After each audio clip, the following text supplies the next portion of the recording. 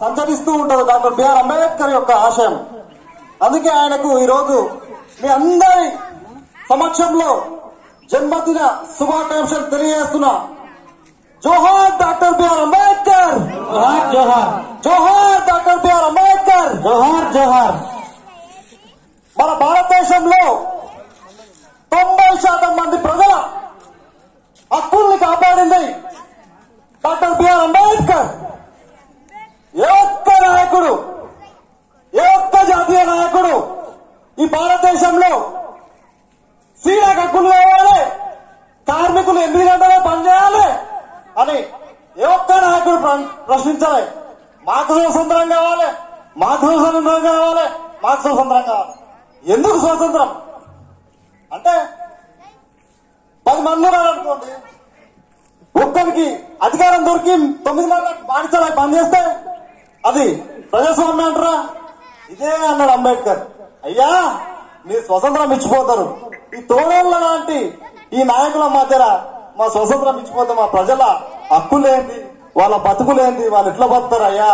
వాళ్లకు చదువు రాదు, తిననీక తిండి లేదు, కట్టుకోవడానికి బట్టలు లేదు, ఉన్నదేమో ఊరి శివర అని తన జీవితం మొత్తం త్యాగం చేసాడు.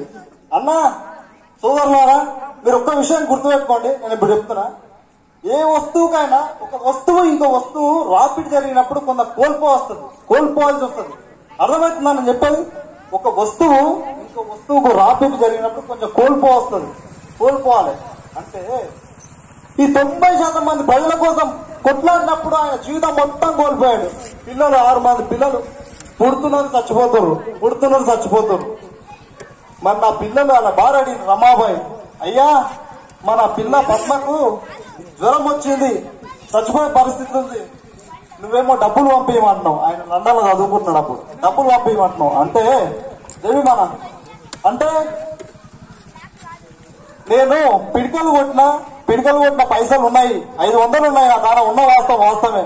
కానీ నువ్వు మాత్రం పైసలు పంపించమంటున్నావు, నీ చదువు కోసం పైసలు పంపుతున్నావు, మన పిల్ల మాత్రం చచ్చిపోయే పరిస్థితిలో ఉందా అంటే అంబేద్కర్ ఒకటే మాట చెప్పిండు, మన ఒక్క పిల్ల గురించి చేసుకుంటే కొన్ని కోట్ల మంది పిల్లలు అనాథలు అయిపోతారు, వాళ్ళకు వైద్యం దొరకదు. మన పిల్లకు వైద్యం లేకుండా పర్లేదు, నువ్వు డబ్బులు పంపి నేను చదువుకుంటానే ఈ 90% మంది ప్రజల యొక్క జీవితాలను మారుస్తా అన్నాడు.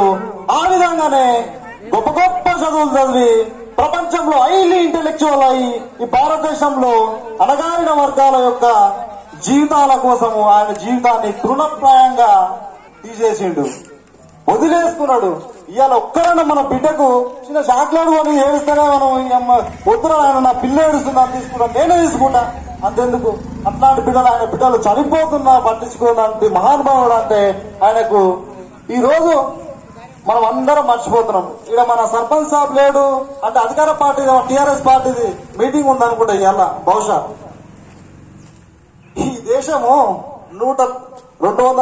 540 సంస్థానాలు, ఈ తెలంగాణలో దొరల గడీలు, ఈ ఊర్లో ఉంటే దొర కిందనే ఉంటాయి మొత్తం.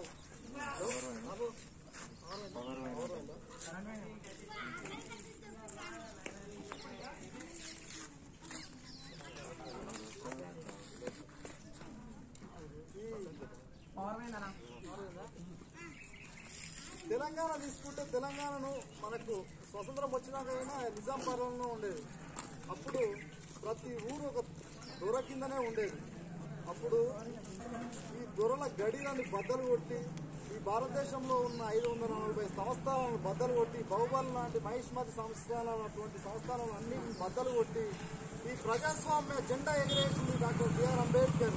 ఆయన ఆశయాలను కొనసాగించాలని ఇప్పటికైనా ప్రభుత్వాలు వస్తుంటే పోతుంటాయి. అధికారం ఎవరికి శాశ్వతం కాదు. అధికారం అడ్డం పెట్టుకుని ఇష్టమైన